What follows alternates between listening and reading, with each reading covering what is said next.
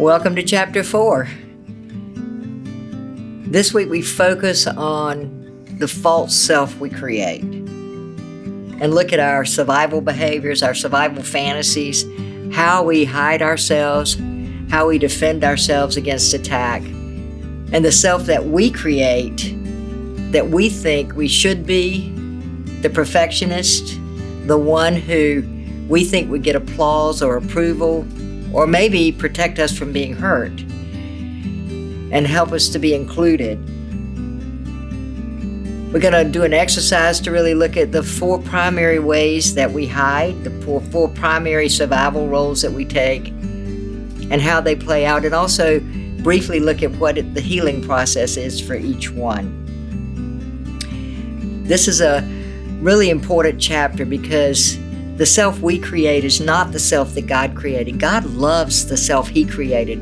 He doesn't live in our imagination, so He doesn't really see the self we create, nor does He love that self. So we want to be able to look at how we prevent God's love from getting to us by hiding in our own image of ourself.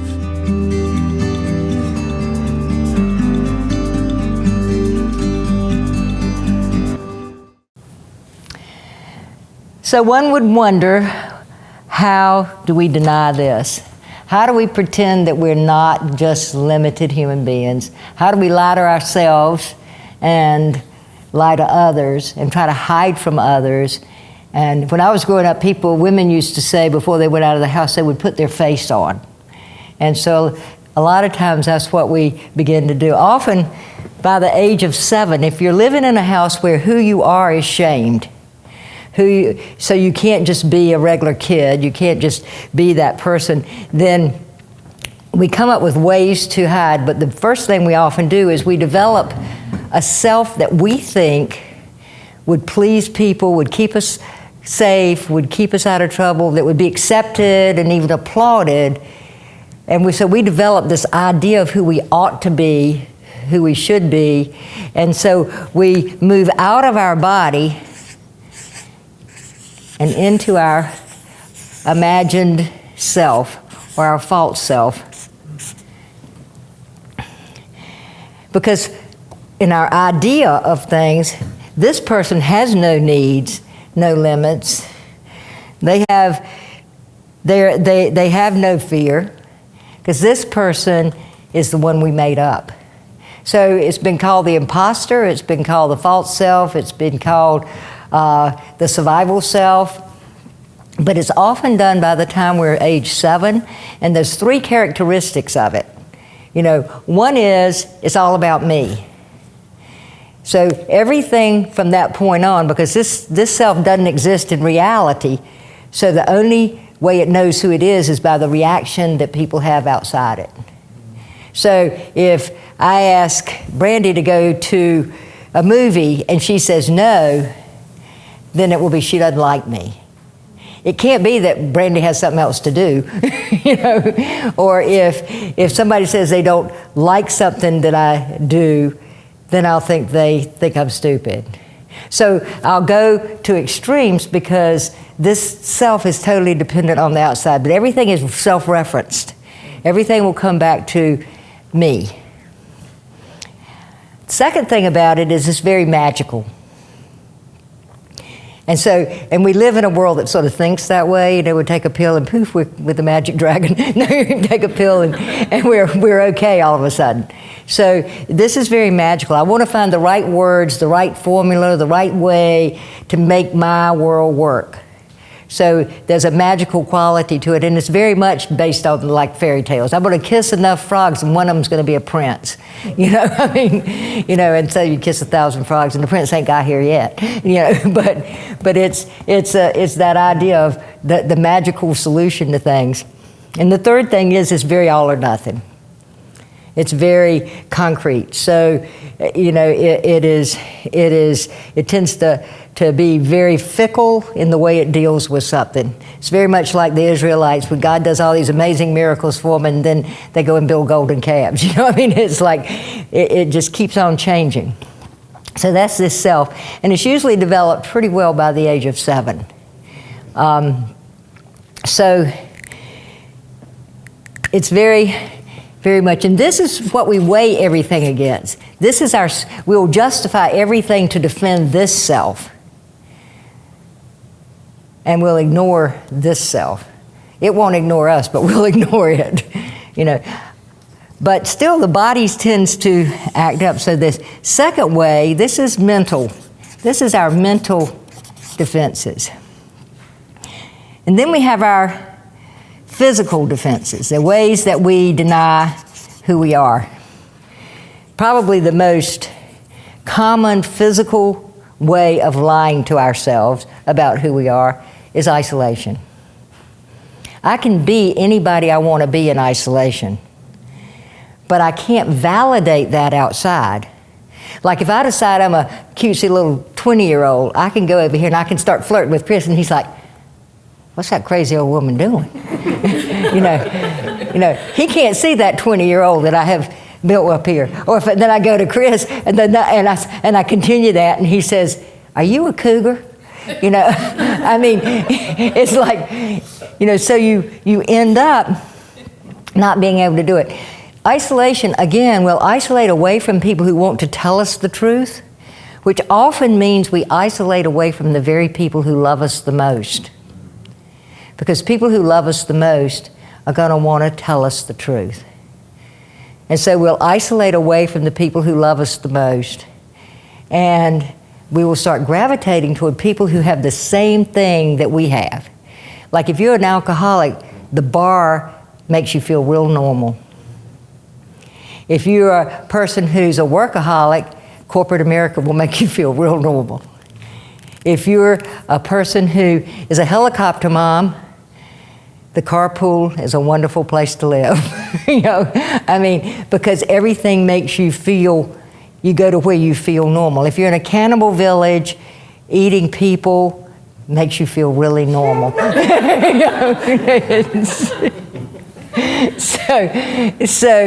it's like makes it hard to change venues. So physical isolation is one way that we continue to believe the lies about ourselves because there's no outside contradiction. A second way is to cover up. Clothes, makeup. We spend billions of dollars on clothes, makeup, hair, cars, houses, stuff.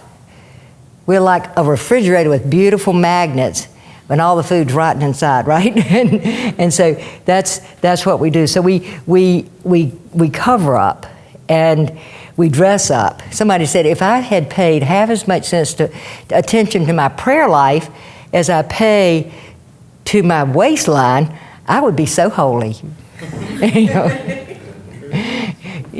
But we think I can do something to this body. And it's interesting, the more out of control we are, the more we'll dress it up. Have you ever noticed that? And it's like we're trying to sell a product we don't have. There's that. Another way is we tense up. TMJ, I want to scream and I can't. Dentists are making millions off of unexpressed anger. I have a dentist that does this with me sometimes in Kentucky, and she's like, "Yep." So we'll tense up, and people who look stiff, because when you tense up, you start to look wooden. You can't. And the thing that goes out of life is play. The first thing you'll see go out of relationships that are in trouble is play. So play goes. Laughter. Laughter is God's antidepressant. Laughter actually is an antidepressant. So laughter is so healing and it's so important. Tears go out. The ability to cry removes excess stuff that we don't need. And so, crying empties us and laughter fills us. And over the years, we found that if you can cry together, you can laugh together. If you can't cry together, you can't laugh together. So that goes on. We stuff stuff, and we get stress-related disease. So many diseases come from unexpressed emotions. You know, I tell people sometimes, it's uncried tears that kill us. Cried tears can save us, but uncried tears are what kill us. You know, so it's to really look at that. The other thing that goes out is that whole intimacy. When you're stuffing stuff, you're not letting people see you. You know, sexuality. You know, I went to a sexual workshop one time, and this lady said, pretend you have a quarter. Okay, y'all pretend you have a quarter? You got your pretend quarter? Now take your pretend quarter and pretend to tuck it between your buttocks. You got your pretend quarter? Now I want you to carry that quarter around all day. Relax and have a good time. You'll be walking like this. I did that weekend in South Carolina, and the pastor was in the group, and we went to the church as a group in that particular weekend. And so he looks at the congregation, he winks at us, and then he looks at the congregation, he says, I want y'all to notice that I put 2 collection plates at the back of the church, and if anybody has any quarters when they are on their way out that they'd like to deposit, please feel free.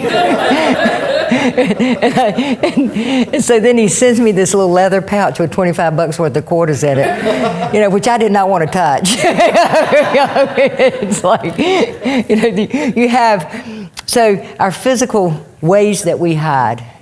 And so depression, a lot of mental illness stuff, a lot of anxiety, a lot of physical disease, heart disease, cancer, you know, GI tract disease, headaches, all kinds of stuff come from stuffing stuff. You know, so it's not healthy. So if these two are fairly close together, the person I think I ought to be and the person I am are close together, there's not a whole lot of stress. You know, I'm a good husband. My spouse just told me how much she loves me. I'm a good parent. My kid just made I love you mommy card. I'm a great provider. I just got a raise. There's no stress there. Life is going along pretty smooth. I'm a great spouse. My spouse is having an affair. I'm a great parent. I just hit my kid. I'm a great provider. I just lost my job. There's a lot of stress that comes in there. So when it starts pulling apart, it's really hard. And so it's an opportunity to really look at this and give it up. But what we often do is we'll kind of behavioral thing to try to pull them back together, or try to drown out this, try to numb out our body, you know, through addictive and compulsive stuff. Addictive and compulsive behaviors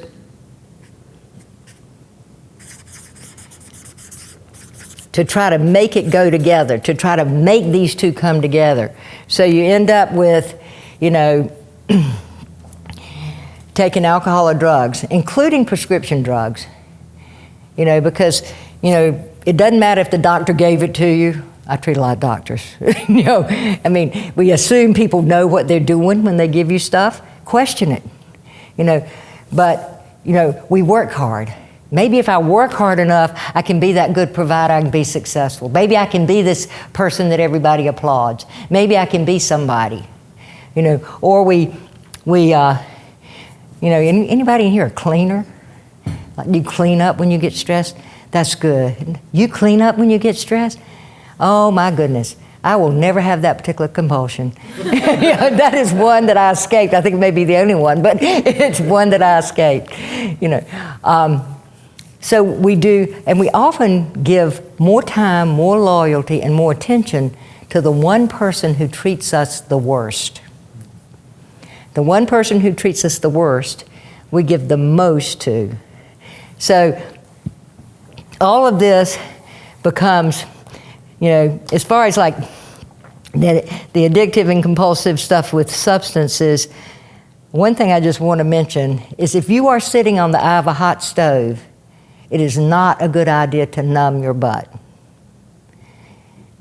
It will just give you a fried butt. It will not change the situation. It will just make it worse when the medicine wears off.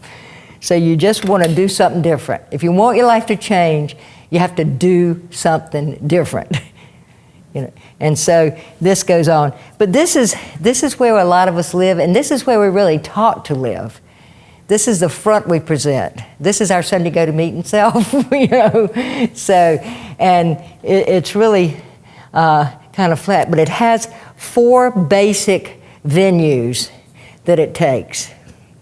There are 4 basic sort of idealized ways that this can look, that the false self can look. So I wanted to build a false self, and so I'm going to do that. Let's build a family that creates false selves. So first we need something we can't talk about. Some family secret, something that can't exist in this family. And so we're going to have a family secret. This could be somebody's alcoholism. It can be somebody's workaholism. It can be somebody's affair, somebody's pornography. It can be somebody's rage. It could be whatever it is that we can't talk about. It can be somebody's mental illness. But so we have to have somebody that's going to be that person. So Chris, would you be the person on the chair?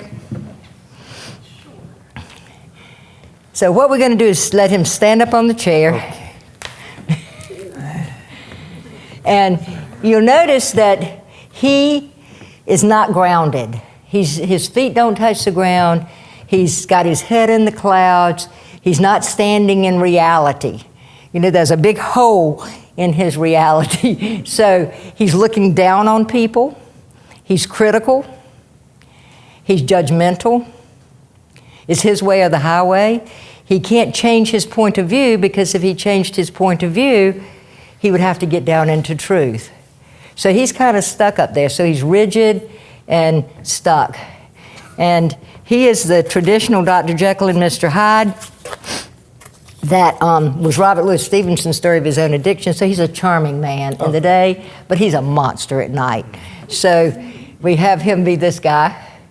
So he needs at least one other person who's going to ground him. So he needs somebody who take charge, make sure the kids are okay, make sure everything is done right, prevent people from seeing that he doesn't reach the ground. He needs a Wonder Woman. This is somebody who runs interference, is somebody who enables him to stay on the chair and does whatever it takes to keep him up there.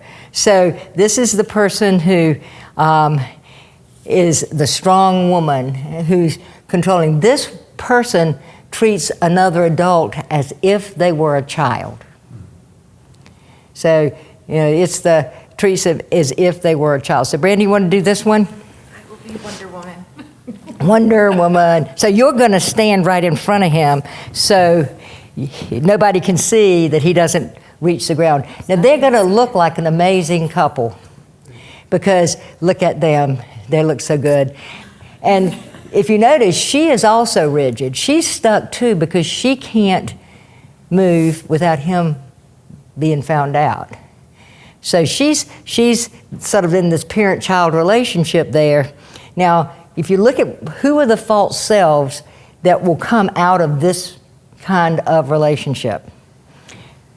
And there's 4 basic venues, 4 basic ways that people go. You can play more than one because every mask hides this stuff. Every mask hides the pain, it hides the limits, it hides the feelings, it hides the truth, it hides the needs.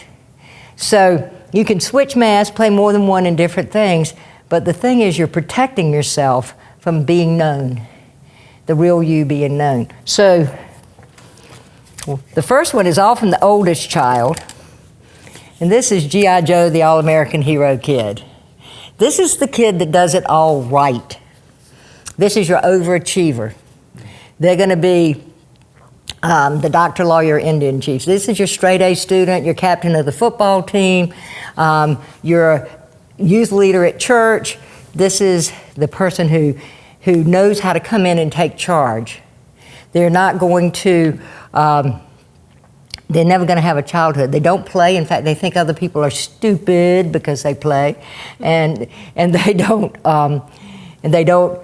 ask for what they need. They just do what they have to do to get by, and they become little adults. These are like pseudo adults, and they often feel inadequate because they're not adults, but they're forced to behave in an adult way, and so they even deny to themselves that they can't do it. And they often do it pretty well.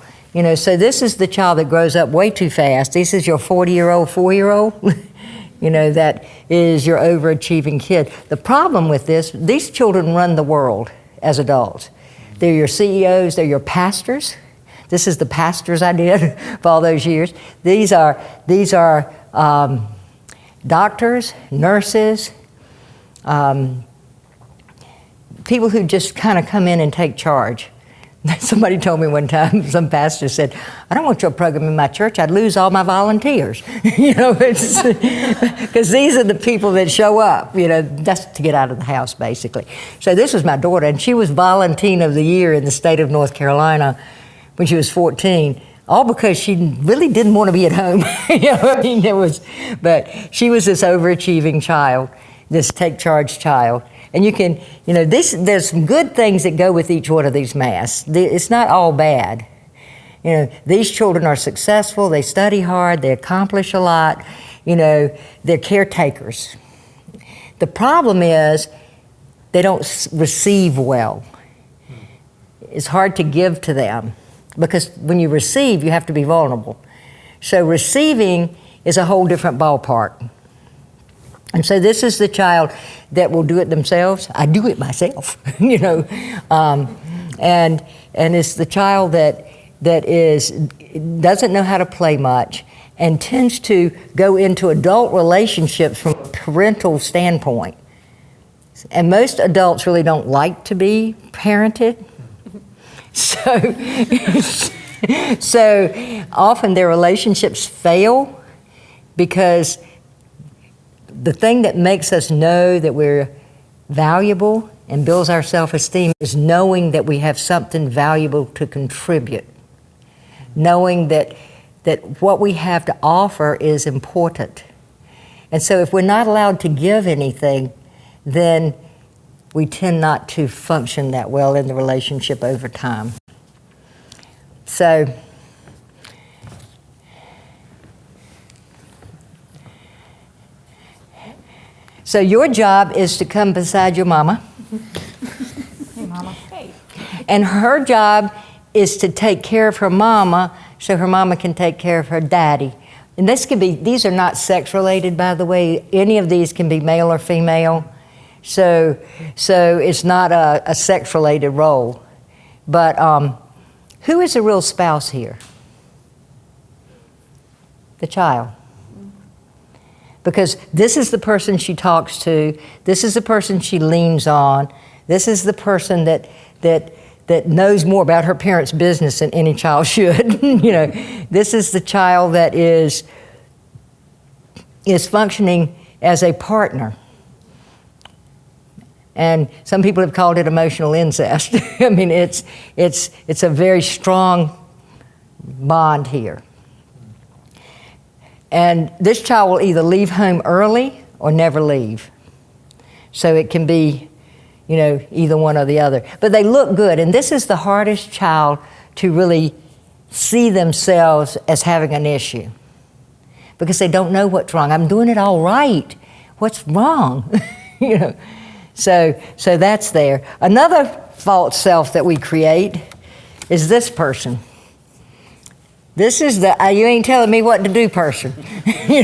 This is the one who's going to break every rule, who's going to go through life with their fist in the air, is going to make sure that they don't follow the rules. They're your rebel. They're the person who's going to be acting out. They're going to get in trouble with the law. They're going to get in trouble with school. They're going to get in trouble with pregnancy, or they're going to get in trouble with whatever they get into.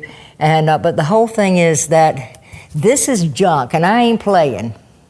I'm not pretending with you guys that everything is hunky-dory over here. I'm going to go and do it my way because I don't like your way. And, this is the kid who is hurt. They feel rejected and abandoned. They're just kind of out there because they're not looking like the family wants them to look. You know, they're looking different. So they're going to get into drugs. They're going to drink. They're going to go get into some real self-destructive stuff. So you're going to stand away and you're just going to shake your fist, not too far away, but just sort of away, because you don't like them. But you think about it. Now, let's say that he's 7 and they're fighting with each other and you're frustrated, so you're picking on him. He spills his milk. He can't study. He goes to school. Can't concentrate, you know, so, you know, school calls and says baby boy is a problem. And you know that if you go to school, she goes to school, your secret's going to be revealed. So you just tell what a bad kid he is. He ain't worth nothing. And you want to help out. So either you're going to take care of him or go to school for him. And so somebody's got to go, you little brat. You know, I don't know why you need to cause problems around here. There's enough stuff going on anyway. This is called the scapegoat. In Leviticus, the scapegoat means the goat that escaped. You know, it takes the problems out. It takes the problems away. You know, this is the one that everybody blames for the problems in the family. It's the one that gets people to help most of the time. A third way of false self, a third kind of false self, is this guy. This is Casper the Friendly Ghost. This is the kid who disappears. This was actually me, which is kind of hard to see now because I'm such a noisy person. But I used to go hide in my grandmother's magnolia tree and read. You know, I mean, I have the greatest imagination. This child lives in their imagination. I mean, they read. Now they play video games. Now this is your video game addict. You know, they live in a fantasy land, and they're not really available. And when there's any tension around, you don't know where they went. You know, but they know, they see everything. They know what's going on. They just choose to withdraw. And so this child can live in isolation and never show up for the party. And it's often one that just doesn't get much attention. So Joy, you want to do this one? So your job is to hide behind somebody so nobody can see you. You hide either behind this person. If she hooks up with this person, she's on the back of the motorcycle. She's doing drugs, she's doing sex, but she's not the leader. She's the follower. This person is a great pastor's wife, a great administrative assistant, doesn't want to be in the limelight, doesn't want to be noticed, but is like the wind beneath the wings of somebody. So they'll hook on to somebody and sort of be like, live through them. So that's that person. The last one is this guy. And this is the person who survives by just laughing it off. They're sarcastic. They have a lot of dark humor. Often they're ADD. They're given a drug before they get to be 3, because they're running. They're just scared. I had one little boy that was this guy, and he was like all over the place. He couldn't sit still more than 2 seconds. And I used the word alcohol, and he stopped in his tracks, and he went, "Sst." And I thought, that's interesting. So I kept on talking, and then he kept on running, and then I used the word alcohol again, and he was like, "Sst." And I thought, something is going on here. So I asked his sister, I said, "Who's drinking?" And his father and mother were separated, and his father was drinking and beating him, and he was just running. So that's this guy. So you want to do this one? So you're just going to get up and you're just going to cause chaos. He is disruptive. He makes noise. He is going to spoil the group. He's going to do whatever. So these people look very different. All of them are covering the same stuff. All of them are covering their pain. All of them are covering their neediness, their emotions, their fear, their loneliness. But they look very different. And their false selves look very different. And so, what happens to them in life is very different. This person is a comedian on TV. This person is a CEO or a physician. This person is in prison, and we don't know what happened to her. You know, I mean, it's like, you know, so this is the person who does this. They're very obvious sometimes. I remember when the Hurricane Katrina came through, you could see these roles so well. This was the person in the helicopter who was flying around, getting people off roofs and out of trees. This person was stealing TVs with no place to plug them in. Just stealing TVs. That's what he does. When life happens, he steals TVs. You know, and this person was the one on the rooftop going, help me, help me, help me. And this person was in front of the TV camera going, nee, you know. But in a healthy family, in a crisis, all people will go sort of one of these directions. But the difference between a healthy family and an unhealthy family is when the crisis is over, a healthy family talks about it. They cry about it. They talk about the experiences that they're having. You know, they seek help from each other. They don't, so, and the recovery is different. This person, you're done. This person needs to take themselves seriously. I love laughter, but laughter that covers pain is not laughter. Sarcasm is not laughter. Sarcasm is the tearing of flesh. So that's it. This person needs to speak up, take their place, do what they need to do to make life work. You know, if there's 6 pieces of pie and 7 people to eat it, this person needs to take a piece of pie sometimes. You know, they don't need to always let their needs be last. This person, have you ever noticed how many preachers have the strong bad history, hard history? This guy finds Jesus, finds a way back. That's an incredible happening. You know, this person is going to love Jesus and want everybody else to know about Jesus, so they're going to tell everybody on the street corner. Because this is the person that didn't know how to get back that Jesus saved. Somebody said one time, all the PhDs in the world could not convince Mary Magdalene that Jesus wasn't real. She knows. This person needs to lighten up, play more, you know, not take life so seriously, allow themselves to learn to receive, allow themselves to be a member of a group and not the leader of a group. And this person needs to stop playing God in other people's life and move out of the way so God can give consequences, because God loves us with a perfect love and He gives us a perfect plan, but He will not take away free will. He will also not take away the consequences of our choices. So this person needs to get out of the way so the consequences of the choices are there, and he has to fall into truth so that he can get better, because again, healing happens in truth. It does not happen on the chair. It does not happen when we're in denial. So all of that being said, when you leave home, the mask goes with you. And the tendency is to hook up with a corresponding mask. So scapegoats tend to hook up with hero kids so that it continues. So that's it for the family.